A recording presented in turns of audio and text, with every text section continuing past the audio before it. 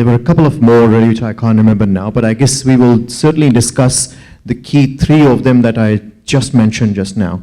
So to get the conversation started, I thought probably it'd be best to have a quick question on the key trends. Maybe Beatriz, if you can kick off, or did you want to start the presentation? Yeah. Maybe we will get Priya to give a bit of a short presentation from her view in terms of the incident response or incidents basically across the overall global world really there. Hey, the mic test. Are you able to hear me, everybody?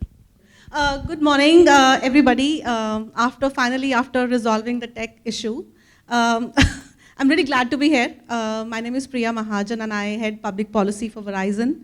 Verizon, as you all probably know, is a global technology company, and we operate in, apart from the US, which is our major market, Verizon operates in about 150 countries across the globe. So what do? We really provide technology solutions. We are a telecom company, and in the international markets, we primarily provide B2B services, which is basically enterprise services.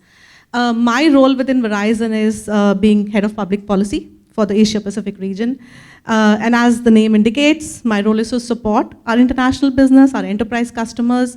And what that really means is I work with policymakers on issues that really are important and strategic to our business, to our customers, and to the communities that we serve in these markets.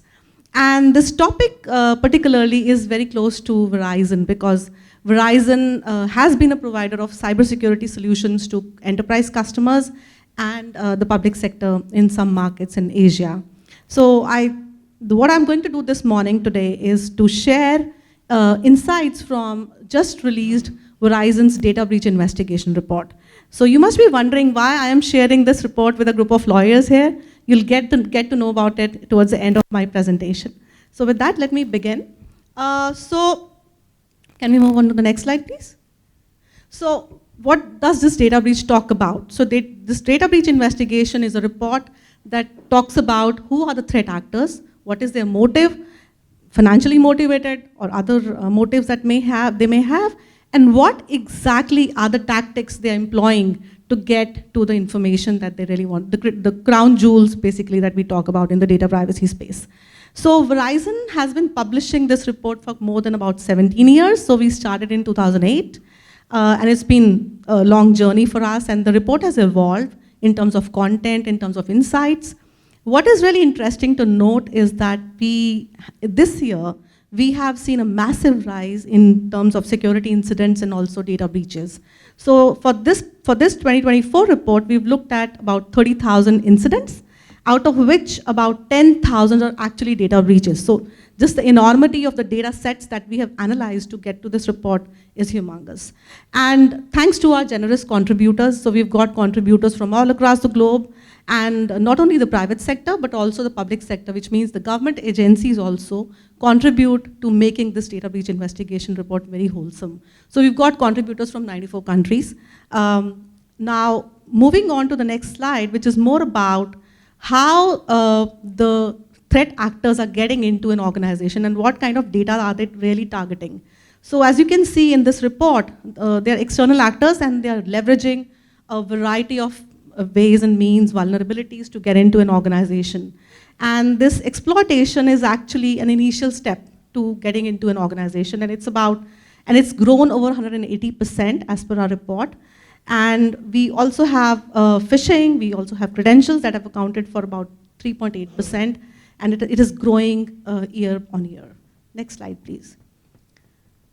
Some of the other findings that we have arrived at in this report is that more than 2/3 of our breaches that are motivated by non-malicious human elements. So you'll be surprised that behind every data breach there could be a human connections. You know, human beings, after all, to err is human, right? So, and these could be mitigated by simple trainings, and that's where the role of in-house counsels is very, very important in ingraining training and awareness and education within the organization and baking security by design approach within your products and services and also our employees.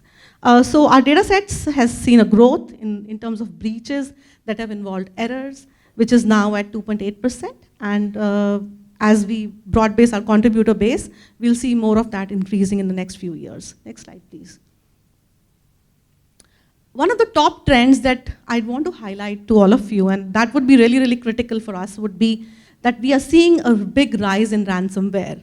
If all of you are following this space, cybersecurity space, you would have seen a few weeks ago there was a big data breach of a big tech company, and they're yet to kind of come out with an official statement. But needless to say that roughly 1/3 of all the breaches are involving ransomware and extortion. And it's a serious issue. The reason I say that is because these tactics end up not only being in compromise of the jewels of the organization, which is the confidential data, but also sometimes it's also leading to confidentiality issues. It's also leading to reputational outcomes as well. So very, very important. So there's a shift from traditional ransomware to some of the other techniques that these threat actors are kind of deploying to get to the information. Next slide, please. So what exactly is motivating these threat actors? Now, our report indicates that most of these are financially motivated threat actors, and they do it for money. Of course, money makes the mayor go, right? So, they stick to tech tactics and attacks that would give them the most return on their investment. Over the years, we've seen, past 3 years, there's a combination of ransomware, as we just saw. There's also extortion happening, which is accounting for almost 2/3, which is about between 5 to 9% and 6.5% of those attacks. And the median loss that any industry would have suffered because of that is about $46,000 US. So this is huge. It has huge impact. As I said, it also has a reputational impact for the organization. Next slide, please. Now, let me drill down to the key aspect today that I wanted to share with all of you, which is a regional spotlight on what are the key trends we are seeing in the Asia-Pacific region. Because when we talk about Asia, we think about diverse region where we have different privacy, data protection, cybersecurity laws, and it's difficult for us as a privacy or legal professionals to navigate through all those different regimes. Now, how would data breach investigation help us in navigating all those regimes? So let me go to the next slide, just to give you a comparison on how Asia Pacific as a region is doing in terms of data breaches or in terms of cyber incidents. Next slide, please. So if you really see here, between Asia Pacific, EMEA, and the North American region, I want to call out a few things here. In Asia Pacific, we have basically investigated over 2,000 incidents, out of which about 500 plus are confirmed data breaches. Now, based on this data set, the top patterns that are emerging from a data breach perspective are system intrusions, social engineering attacks. It could be basic web application attacks. It could be other kinds of breaches as well. Now, who are the people who are basically impacting or attacking the organizations? Mostly these are external actors, and there could be internal actors, which is basically employees of an organization. So primarily, 98% of times, it's the external actors that are really attacking an organization. Now, what is the motive? We've seen in the previous slides that it's the financial motive that really excites these criminals. But I want to call out that in our investigation, we found out that in the Asia-Pacific region, espionage is also one of the key motives that really influences the behaviors of these actors. Any guesses on how espionage comes up at 25% in Asia-Pacific as a region, while in other regions, it's really not really appearing? And the answer to that is the strategic position that this region is and the geopolitical tensions that are emerging, and that's causing a lot of bad actors to kind of get to espionage as a tool to get to the information from the nation states. So overall, what we've just seen that apart from the global trend, where the financial motive is the key motive in the Asia-Pacific region, espionage is also one of the key motives for threat actors. Now, what kind of data is getting compromised? Very, very important for us to understand it, because the more we know about the kind of data that is getting compromised, we will be able to anticipate what kind of regulatory regimes are going to emerge. It could be financial data, it could be healthcare data, it could be IT data. And accordingly, as legal professionals, we are able to anticipate what kind of regulatory regime is going to emerge, because policymakers, rightfully so, are really concerned about these rising cyber crimes. So in the Asia-Pacific region, what we have seen, the data that is getting more compromised is basically credential data. There are also some internal data, state secrets, as we just discussed, and there are other kind of breaches that are also happening. And with that, what we see that there are some policy considerations that are emerging. And I would divide them in 3 buckets. One, what we are seeing in this region, we are seeing new data breach notifications emerging. In many countries across the region, we have, for example, Singapore, we have the data privacy law in India, and Malaysia, as we speak, is currently brushing up its data privacy law. So there are many countries that are either coming up with a new Data Protection Act, or they are really brushing up their existing requirements. We are also seeing sector-specific reporting obligations being imposed on providers. For example, banking and financial sector is very heavily regulated, healthcare sector or telecom. Last but not the least, in addition to all these sector-specific requirements, we also have cybersecurity incident reporting obligations. So, from a compliance perspective, for all of us, it's becoming really murkier, it's becoming very complicated for us to navigate through all these reporting obligations, at the same time making sure that we stay compliant on all these laws. Next slide, please. Now, we've seen that the threat landscape is evolving, the threat actors are really getting ahead in their game, they're very active. So in our report, we've also suggested some controls that organizations could consider to make sure that they are able to have some baseline requirements in place. So I'd encourage all of you to have a look at it. They're just baseline requirements, and they need to be tweaked as per the organization's requirements. Which brings me to the last slide. Next slide, please.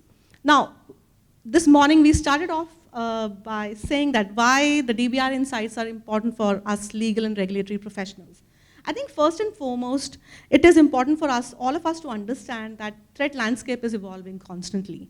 And threat intelligence sharing is really at the key on how we can make the world much more safer. So what the DBR really does is basically share threat intelligence information amongst the key stakeholders, and then based on the intelligence that has been shared, asking the key stakeholders to taking the necessary risk mitigation steps for their particular organization. Also staying ahead, keeping abreast of all the challenges, all the data breaches. For us as policy regulatory professionals, we are able to anticipating what is coming on horizon for us from a regulatory, from a policy perspective. For example, if we see a breach happening in the banking sector or a healthcare sector, we can probably anticipate that there could be more regulations coming in that sector. As a result, we can work with the respective policymakers and then inform those discussions and make sure that whatever regulations that are emerging are flexible, are able to accommodate all the changes that are happening in this particular landscape.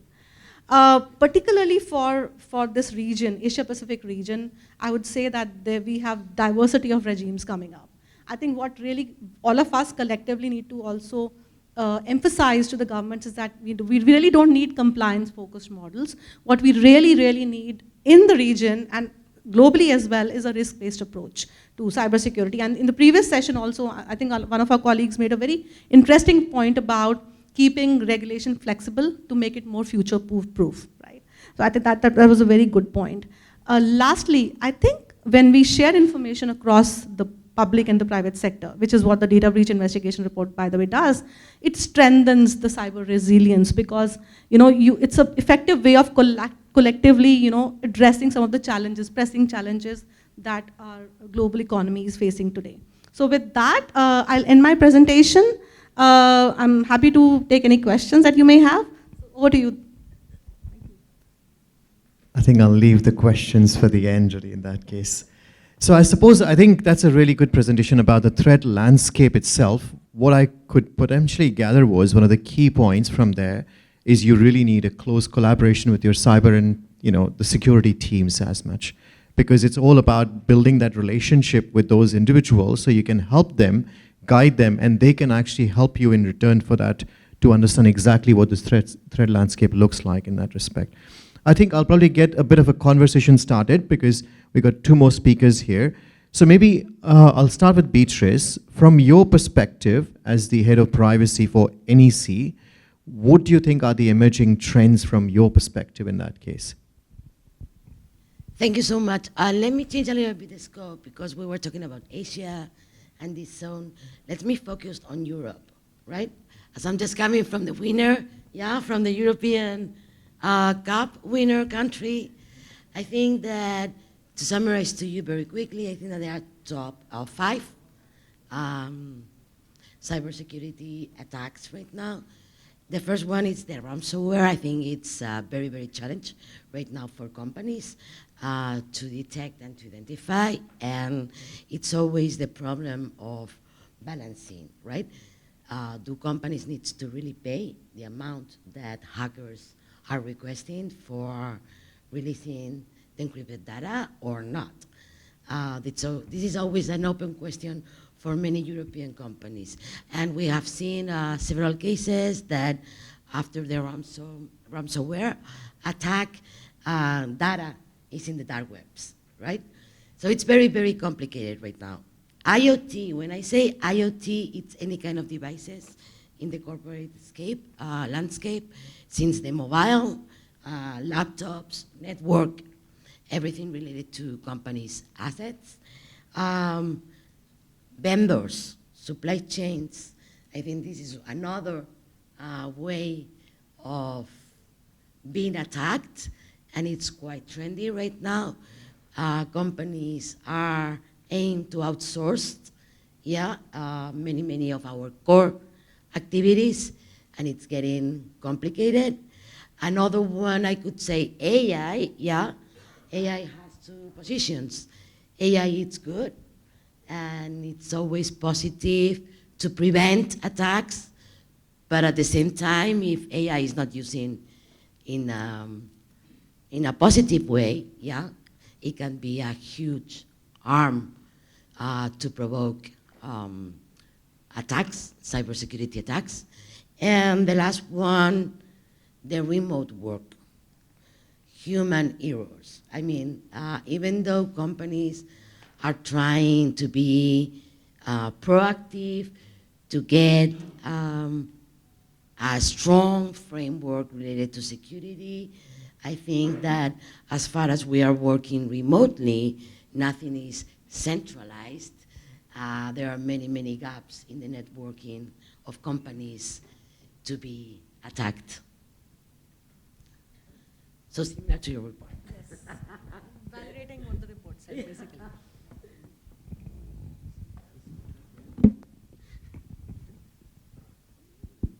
Yeah, that looks like working actually now. Yeah. With my hands, they always work really anyways. Frenky, did you want to add anything on that? So I put aside my lawyer's hat, right? Because I'm also a techie. So not to repeat what our 2 ladies have said. Maybe just to add on, based on what I personally observed for past 20 years, 2 decades, right, where the technology evolved tremendously. I think those threats that have been mentioned, they're still the same threat. So we're talking about phishing attack, we're talking about ransomware, we're talking about exploiting vulnerabilities, supply chain attack, and so on. But what I want to add on is that we need to understand the world that we are living today with the automation and AI. So what happened is that with the automation, with the AI, there are 3 consequences. The first consequence is the skill set to launch cyber attack getting lower and lower, because anyone with the slight idea, with the strong will, there are a lot of helps in the internet. They can launch attack. So skill set getting lower, and then it comes with the second consequence. There are more people that probably can do that. And the third consequence is that the whole thing become very, very sophisticated.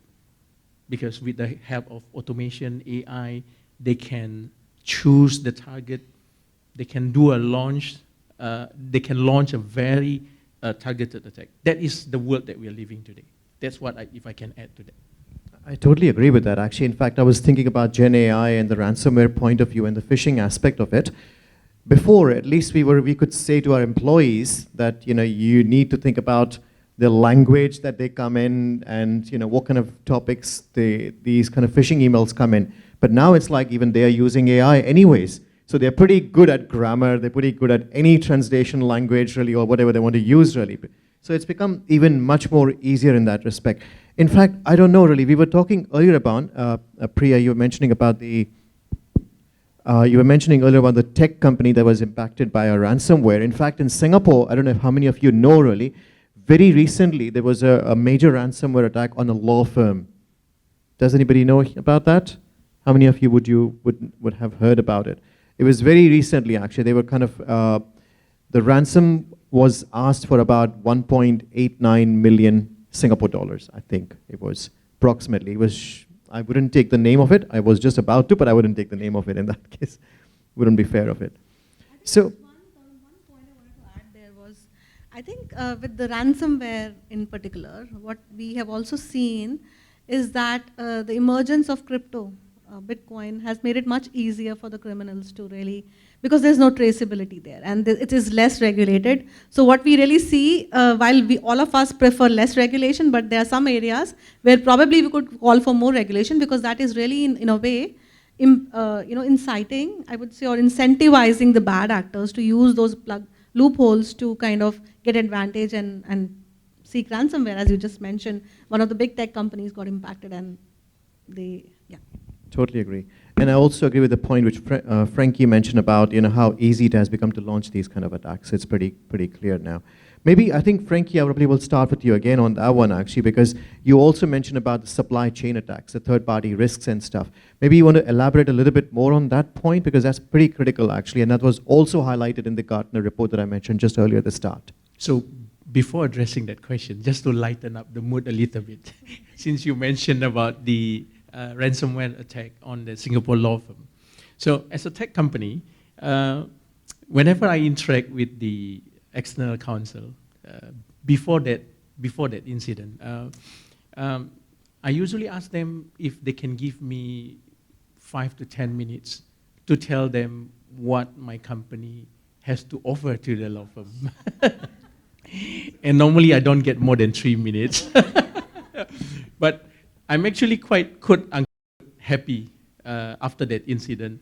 Now they said, hey, do you have time? Can you tell us more about the product of your company and how that product could actually help the law firm, right? Supply chain attack. Because today we work in the seamless world, skill sets has been quite different. Earlier, before this panel, I like how one of the panelists mentioned that the next time when we are looking at the CV of candidate, we go beyond the core skill set, right? How candidates actually could work with the help of internet, the help of AI, and so on. The joke today is that you can be of anything, you just need mobile phone and internet, right? So, because that's how the way people do their work, especially in the tech world.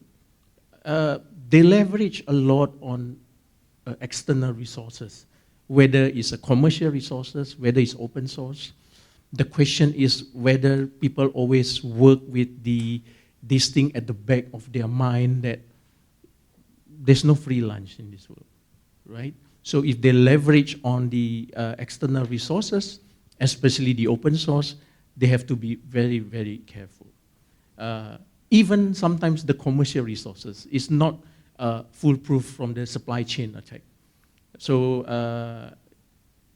I don't want to go beyond that, otherwise probably sounds very, very technical, bearing in mind that more than 95% of the audience are legal professionals. But if there's something that they can bring back from this conversation is when they interact with their colleagues, especially colleagues from the tech department, always think that if the defense, if the cyber defense of the company is so good, if as a legal professionals we have been always involved in scrutinizing all the technology procurement thing about there's another invisible thing that could come in through this supply chain attack.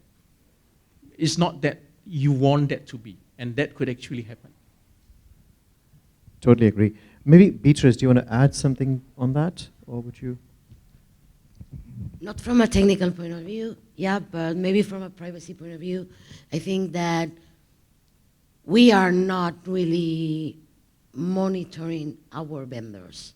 I mean, sometimes I just realized that we executed the agreements, from a commercial point of view, and we include data protection clauses, in order to protect and to safeguard our data in mostly of the cases. But after we executed the agreements, that's it, right? No one is checking, no one is monitoring, and sometimes we have these lovely clauses that we can exercise, right? Like audits. So audits not always in an official way, but sometimes we can also use that and exercise those clauses in case we notice, that something is happening with our data.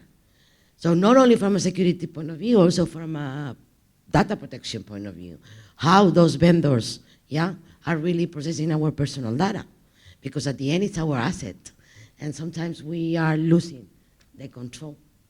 No, I think that's a very good point on supply chain. If I may add, I think the regulators are really looking at it from a supply chain perspective. How do they want to drill down to it? A classical example is a Singapore Cybersecurity Act is being amended to add some additional obligations on the suppliers of services. For example, data center service providers or cloud services provider. So to Tarun's point, I think there's an increased focus on going beyond the traditional supply chain to check what are the other areas or loopholes through which the bad actors could get into the organization.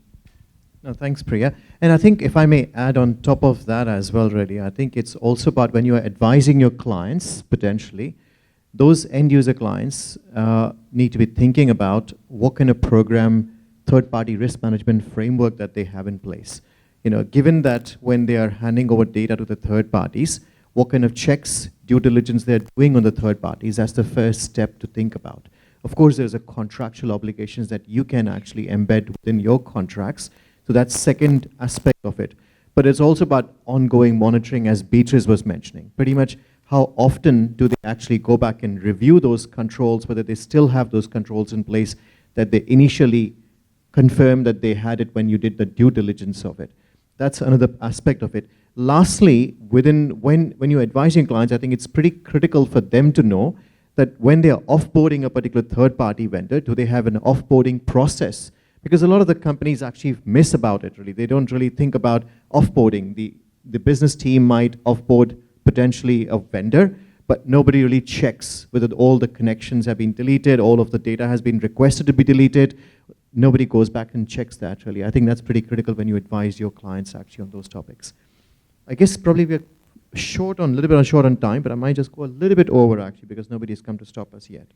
So maybe one of the last questions I might focus on is around what are the key practices or the best practices would you recommend for responding for a data breach incident? I would say first, companies need to understand the regulatory framework, and the landscape.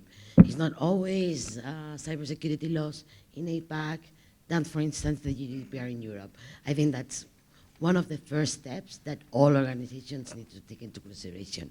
Another one, I think that companies need to take advantage of the legal effects.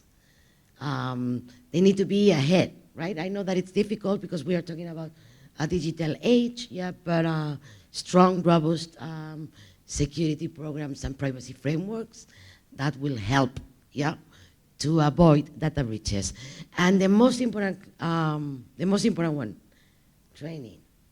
I think that we are missing that part, on many, many companies. We are receiving trainings, but we are not taking seriously. We just passed on the slides, because we are all pretty busy, and we are not really focused on the content. And I think it's critical to have a strong training program in all organizations. Totally agree with that. Frenky, do you want to add something on top of that? Maybe, I guess, about the culture or anything of those aspects? How much time do I have? Okay. I try to keep it short, although actually I want to say a lot of things. Now, I want to start by saying that I'm completely agree that in our company, in our organization, we have to always prepare everyone in the organization with the mindset that data breach or incidents is just a matter of when. So preparedness is very important. But at the same time, I also believe that whatever we do in preventing them will actually make us better in responding. They're not completely detached or different. So when it comes to prevention, I like to have, this is my own theory, right? I call this 3+1. And I've practiced this for past 10 years in 3 different organizations. Quickly, 3+1. That we have to religiously do these 3 things. First, religiously perform our risk assessment.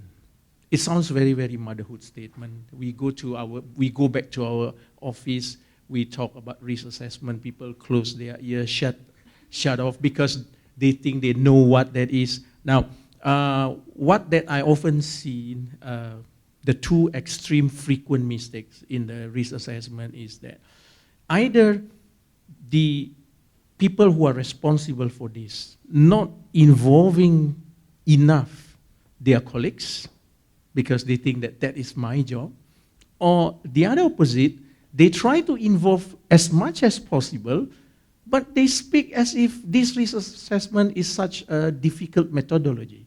I think that there needs to be a middle ground that we tell people that I don't care whether you're a tech guy, whether you're finance, HR, or people from the legal department, all of us are risk agents.